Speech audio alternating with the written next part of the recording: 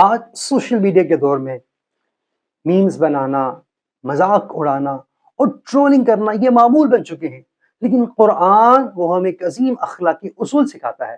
ارشاد باری تعالیٰ ہے، یا ایھا الذین آمنوا لا یسخر قوم من قوم عسى ان یکونوا خیرا منہم، اے ایمان والوں، کوئی قوم کسی دوسری قوم کا مذاق نہ اڑائے، وہ ممکن ہے وہ ان سے بہتر ہوں۔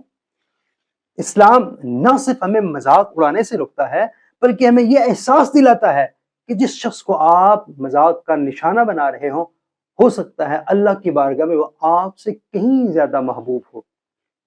کسی کی شکل، لباس، لہجے، غربت یا غلطی یا کمزوری، اس کو میمز بنا کر پیش کرنا یہ کسی کی دل آزاری اور اس کی تحقیر کا سبب بن سکتا ہے۔ یاد رکھیے، اسلام جائز مزاح کی اجازت تو دیتا ہے، مگر ہر وہ مذاق جو کسی کی دل آزاری، کسی کی تحقیر یا کسی کو دوسروں کے سامنے شرمندہ کرے، اس کی اجازت نہیں دیتا۔